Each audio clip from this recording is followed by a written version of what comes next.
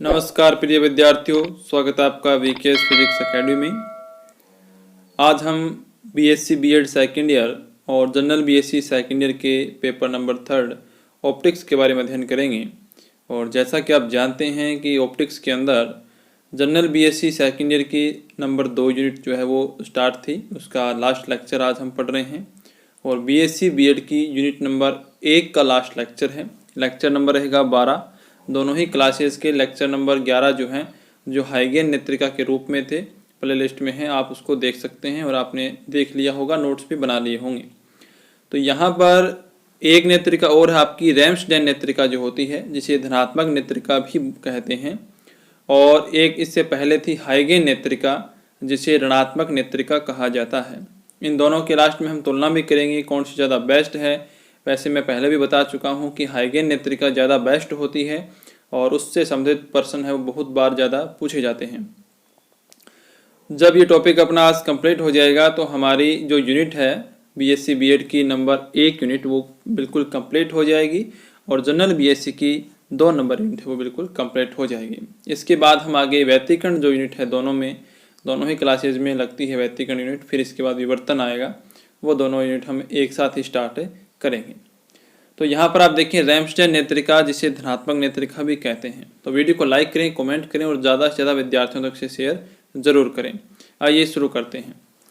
जो रैम्सडेन नेत्रिका होती है, इसमें आप इसका डायग्राम ध्यान रखें कि रैम्सडेन में किस तरीके से जो लेंस है वो एडजस्ट किए जाते हैं और हाइगेन में किस तरीके से एडजस्ट किए जाते हैं।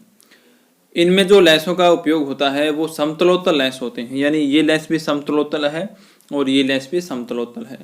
समतलोत्तल का मतलब आप समझ गए होंगे, इसकी एक साइड है वो समतल है और दूसरी साइड जो है वो क्या है, उत्तल है। तो इन दोनों को कंबाइंड रूप से हम समतलोत्तल लेंस बोलते हैं। और यहाँ पर आप देख सकते हैं ये लेंस L1 है, जिसका प्रकाशीय केंद्र O1 यहाँ पर है, और ये लेंस है L2, और एक दूसरे से ये D बराबर 2/3 F यानी फोकस दूरी का 2/3 जो यहाँ पे डिस्टेंस है उस पर रखे जाते हैं। तो इनका जो रखने का क्रम है, और यहाँ पे देखें हाइगेन नेत्रिका में आपने देखा था कि लेंस जो है उनका एडजस्टमेंट अलग था। इनका जो साइड है उत्तल और अवतल वाली वो एक दूसरे के आमने सामने इस तरीके से होती है और यहाँ पर अलग तरीके से दिया गया है। तो इसको इस तरीके से एडजस्ट करने से, इनके बीच की डिस्टेंस को चेंज करने से जो नेत्रिका है, आई पीस है, उसकी जो स्ट्रक्चर है इमेज बनाने की, उसकी जो कार्य प्रणाली है वो सब चेंज हो जाती है और उसके अकॉर्डिंग ही इसकी प्रॉपर्टी बन जाती है। तो यहाँ पर हम इसके बारे में देखेंगे कि इसकी तुल्य फोकस दूरी कितनी आती है।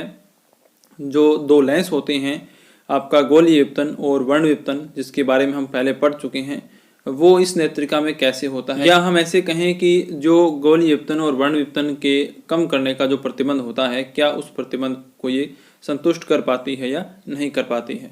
तो यहाँ पर आप देखें, सबसे पहले डायग्राम आप बनाएंगे। यहाँ पर L1 लेंस है और यहाँ पर है L2 लेंस, जो इस तरीके से एक दूसरे के आमने सामने वक्राकार भाग जो है, उत्तल भाग जो है वो एक दूसरे के आमने सामने रख के और इसको बनाया जाता है। यहाँ पर इस पर तिरछे आपतित होंगी प्रकाश किरणें लेंस L1 पे, और यहाँ पर आपतन होने के बाद इसका क्या हो जाएगा, ये इस तरीके से यहाँ से पास हो जाएंगी, अपवर्तन इसमें हो जाएगा। इनको पीछे बढ़ाने पर ये आपकी यहाँ पर मिलती है, देखें I2 यहाँ पर आपको मिलती हुई प्रतीत होती हैं, यानी यहाँ पर ये प्रतिबिंब बनाती हैं। और पहले जब ये लाइट ऐसे इस पे आती है तो ये लाइट यहाँ पर क्रॉस करेंगी।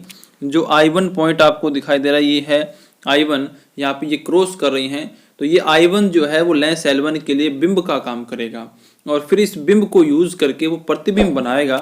वो प्रतिबिंब आप देख सकते हैं यहाँ पर बनता है I2 पर, और यही प्रतिबिंब आपको बाद में दिखाई देता है नेत्रिका में। तो जैसा कि आप जानते हैं कि जो हमने दूरदर्शी पढ़ा था, या आपने 12th में पढ़ा है, या सूक्ष्मदर्शी पढ़ा है, उनमें कंपाउंड जो सूक्ष्मदर्शी होता है या दूरदर्शी होता है उसके अंदर अभिदर्शक, अभिनेत्र यानी ऑब्जेक्टिव, और आपके जो अभिनेत्र लेंस है, ये लेंस होते हैं 2 प्रकार के, एक होता है अभिदर्शक और एक होता है अभिनेत्र।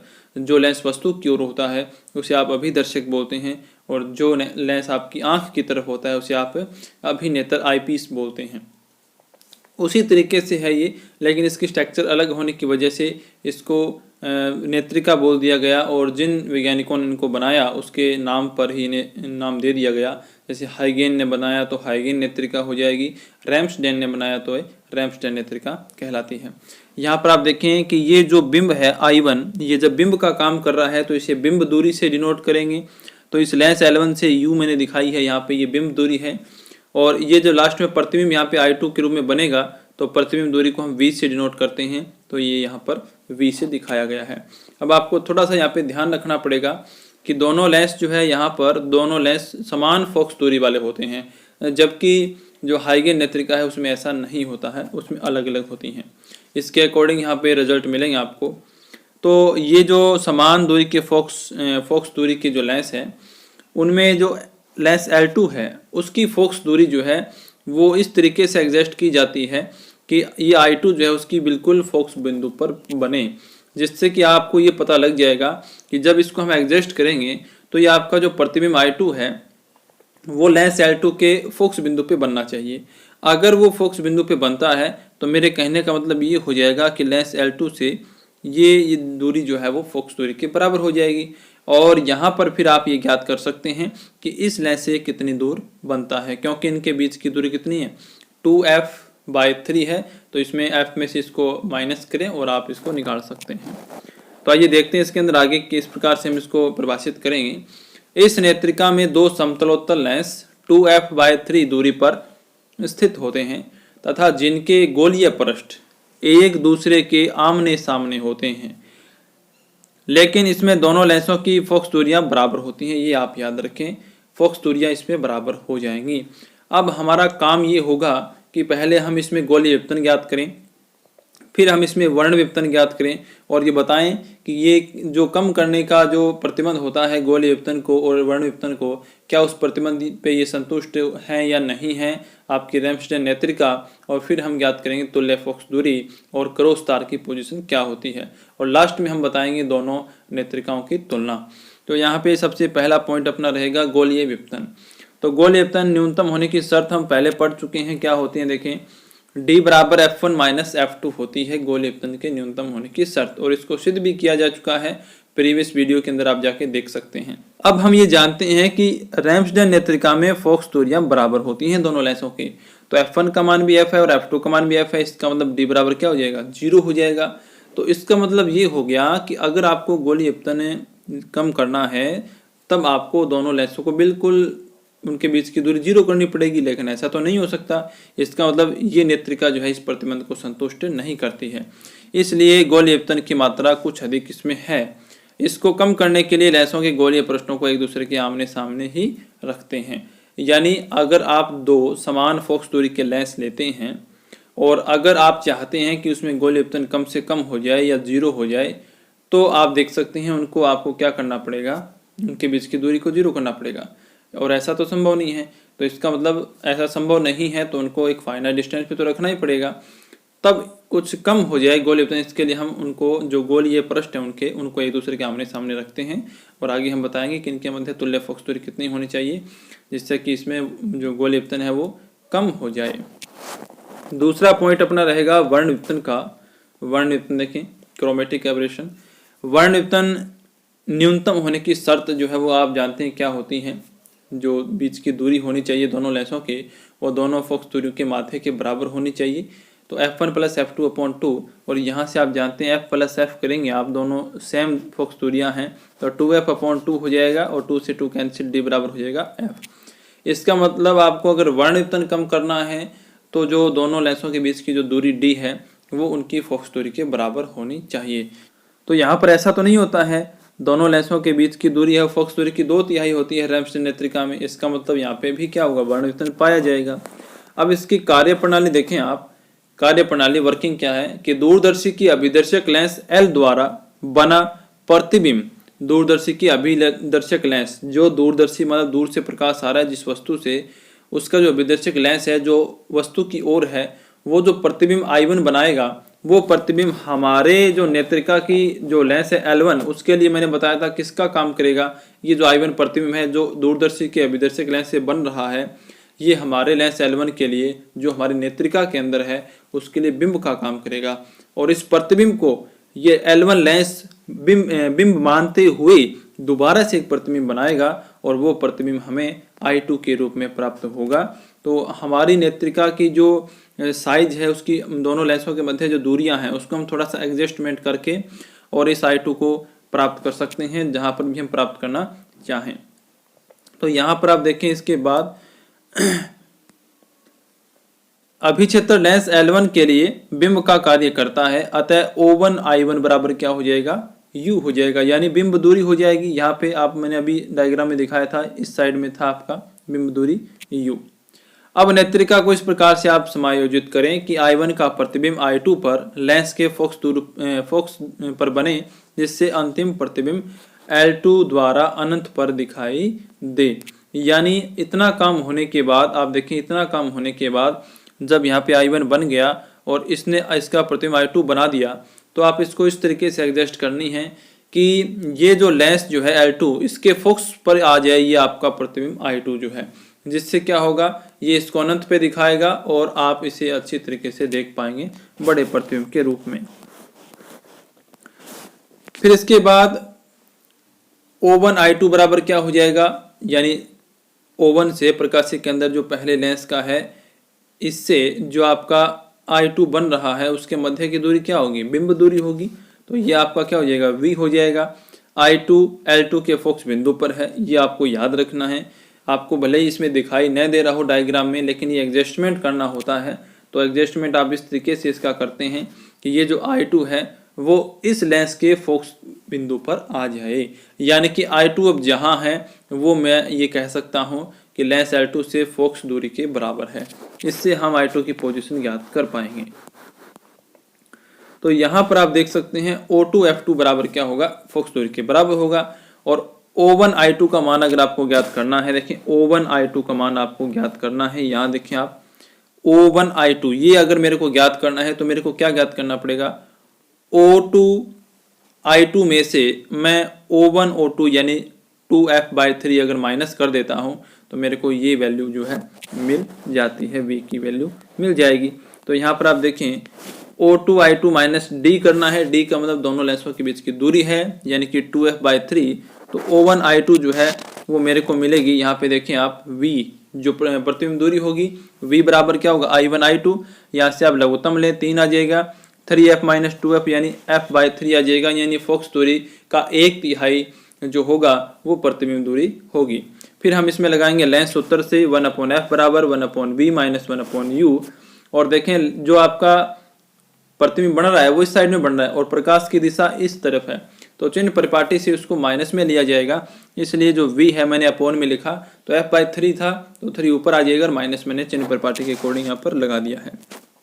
तो 1/f बराबर -3/f माइनस 1/u। और यहाँ से आप u ज्ञात कर लें कि आप वो बिंब दूरी क्या होगी। तो यहाँ पे आप देख सकते हैं 1/u दूसरी तरफ आ जाएगा और 1 - f इधर हो जाएगा और -4/f आ जाएगा यहाँ पर। और जब मैं u ज्ञात करना चाहूँगा तो -f/4 आपके पास आएगा, यानी कि यहाँ पर ये जो आपका बिंब था I1, ये जो u की वैल्यू है ये आएगी -u/4, ये सॉरी -f/4 आपके पास से आ जाती है।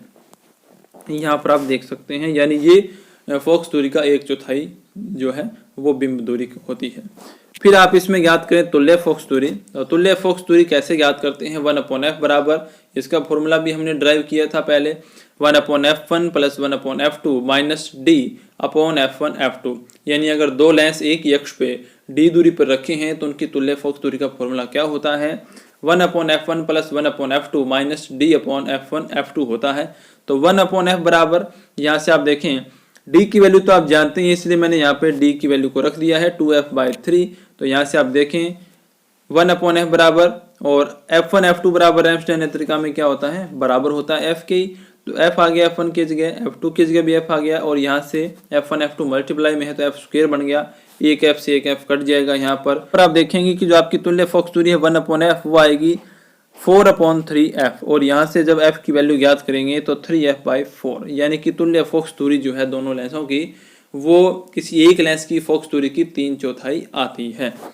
अब इसको धनात्मक नेत्रिका कहते हैं, जो आपकी रेम्सडन नेत्रिका है उसको धनात्मक नेत्रिका कहते हैं। इस नेत्रिका में प्रकाशीय यंत्र के द्वारा बने वास्तविक प्रतिबिंब का आवर्धन होता है, इसलिए इसे क्या कहते हैं, धनात्मक नेत्रिका। जबकि जो आपकी हाइगेन नेत्रिका है उसमें आवर्धन नहीं होता है, इसलिए उसको हम ऋणात्मक नेत्रिका कहते हैं। अब क्रॉस तार की क्या पोजीशन रहती है, देखें हाइगेन नेत्रिका में क्रॉस तार का उपयोग नहीं किया जाता, आपको ये याद रखना है। रैम्सडेन में क्रॉस तार का प्रयोग किया जाता है। जान लेते हैं हम क्रॉस तार कैसा होता है। जैसे आप इस तरीके से क्रॉस तार मान सकते हैं, प्लस के रूप में होगा। दो लंबवत तार होते हैं जो एक दूसरे को क्रॉस करते हैं और ये बिंब के ऊपर किन्हीं दो पॉइंट्स की पोजीशन को डिनोट करने के लिए यूज होते हैं। किसी बिंब पर स्थित किन्हीं दो बिंदुओं के बीच दूरी ज्ञात करने के लिए क्रॉस तार लगाते हैं। ये दो पतले तार होते हैं जो परस्पर लंबवत लगे होते हैं। क्रॉस तार उस स्थान पर लगता है जहां क्रॉस तार और बिंब का जो नेत्रिका द्वारा आवर्धन है वो क्या हो, समान हो। यानी आपकी नेत्रिका के सामने जो बिंब है उस बिंब का और क्रॉस तार का अगर आवर्धन समान होता है उस पोजीशन पे क्रॉस तार को लगाया जाता है। दोनों के प्रतिबिंब की स्थिति भी समान तल में होनी चाहिए। यदि रैम्सडेन नेत्रिका में क्रॉस तार को वास्तविक प्रतिबिंब I1 पर या लेंस L1 के सामने f/4 दूरी पर लगा देते हैं तो प्रतिबिंब I1 और क्रॉस तार का आवर्धन नेत्रिका समान रूप से करती है और दोनों का प्रतिबिंब भी एक तल में बनाती है, इसलिए इसमें आप क्या करते हैं, क्रॉस तार लगाते हैं। जबकि हाइगेन नेत्रिका में ये आवर्धन एक जैसा नहीं होता, इसलिए वहां पर उसको प्रयुक्त नहीं कर सकते हैं। अब इसमें तो आपको इतना ही करना था। अब हम जान लेते हैं कि दोनों की तुलना क्या है। परीक्षा के अंदर दोनों की तुलना भी कई बार पूछी जाती है 3 नंबर में कि हाइगेन और रैम्सडेन नेत्रिका की तुलना कीजिए या इनमें कोई मुख्य 2 या 3 अंतर बताइए। तो हाइगेन नेत्रिका देखें, हाइगेन नेत्रिका में क्या होता है, समतलोत्तल लेंस के गोलीय पृष्ठ अभिदर्शक लेंस की ओर अभिमुख होते हैं। यानी अभिदर्शक लेंस जिस तरफ है उसके सामने उनके मुख होते हैं और रैम्सडेन नेत्रिका में गोलीय पृष्ठ वो एक दूसरे की ओर होते हैं। ठीक है, यानी उसमें एक साइड में होंगे और इसमें आमने सामने होंगे, ये याद रखना है। डायग्राम देख के आप इसको पता कर सकते हैं। दूसरा पॉइंट है, इस नेत्रिका की अभिनेत्र की फोकस दूरी नेत्र लेंस की फोकस दूरी के 3 गुणे के बराबर होती है। यानी हाइगेन नेत्रिका में जो अभिक्षेत्र लेंस है उसकी फोकस दूरी जो है वो आपका नेत्र लेंस की फोकस दूरी की कितनी होती है, 3 गुना होती है। लेकिन इस नेत्रिका के अंदर दोनों फोकस दूरियां बराबर होती हैं। 3 नंबर पॉइंट है कि हाइगेन नेत्रिका में जो अवर्णकता का प्रतिबंध है वो D = F1 + F2/2 संतुष्ट होता है, लेकिन यहाँ पर संतुष्ट नहीं होता। अभी आपने देखा भी था कि यहाँ पर फोकस दूरी के इक्वल आता है। 4 नंबर पॉइंट है, न्यूनतम गोलीय विपतन के प्रतिबिंब D = F1 - F2 को संतुष्ट करती है कौन, हाइगेन नेत्रिका, जबकि गोलीय विपतन को ये संतुष्ट नहीं करती है। अभी आपने देखा था D का मान आया था 0। 5 नंबर है कि हाइगेन नेत्रिका को ऋणात्मक नेत्रिका कहते हैं और इसे कहते हैं धनात्मक। और 6 नंबर पॉइंट है कि हाइगेन नेत्रिका में क्रॉस तार नहीं लगाया जाता क्योंकि इसमें क्रॉस तार और प्रतिबिंब का आवर्धन एक जैसा नहीं होता है नेत्रिका से, और इसमें नेत्रिका क्रॉस तार और प्रतिबिंब का आवर्धन एक समान रूप से करती है, इसलिए इसमें क्रॉस तार लगाया जाता है। तो उम्मीद करता हूँ आपको वीडियो अच्छी लगी होगी, तो लाइक करें, कमेंट करें और ज़्यादा से ज़्यादा विद्यार्थियों तक से शेयर जरूर करें। और इसी के साथ आपकी ऑप्टिक्स की, चाहे वो जनरल बीएससी सेकेंड ईयर हो और बीएससी बीएड सेकेंड ईयर हो, इसकी आपकी यूनिट है वो बिल्कुल कंप्लीट हो चुकी है। और हाइगेन नेत्रिका बहुत इंपॉर्टेंट है, एग्जाम में पक्की ये पूछी जाती हैं, इसके अंदर से क्वेश्चन हर बार आते हैं, आप पुराने पेपर्स में देख भी सकते हैं। और मैंने जो पहले आपको बताया था कि बीएससी बीएड सेकेंड ईयर की यूनिट नंबर 1 है वो अब कंप्लीट हो चुकी है, और जनरल बीएससी सेकेंड ईयर की जो ऑप्टिक्स है उसकी सेकंड यूनिट कंप्लीट हो चुकी है। इसके बाद मैं आगे स्टार्ट कराऊंगा इंटरफेरेंस यानी व्यतिकरण, बहुत ही अच्छी यूनिट है इंटरफेरेंस। और इसके बाद आएगी आपकी डिफ्रैक्शन, जो वेरी मोस्ट इंपॉर्टेंट है। डिफ्रैक्शन आपकी भविष्य में आपके बहुत काम आएगी कंपटीशन एग्जाम के लिए, और जो भी आप एग्जाम देना चाहते हैं बीएससी लेवल्स पे आगे, या आप एमएससी में एडमिशन लेना चाहते हैं तो वहाँ पे बहुत ज़्यादा काम आती है, बहुत ज़्यादा इंपॉर्टेंट है, बहुत पर्सन उससे पूछे जाते हैं। तो मिलते हैं नेक्स्ट वीडियो में, तब तक के लिए धन्यवाद।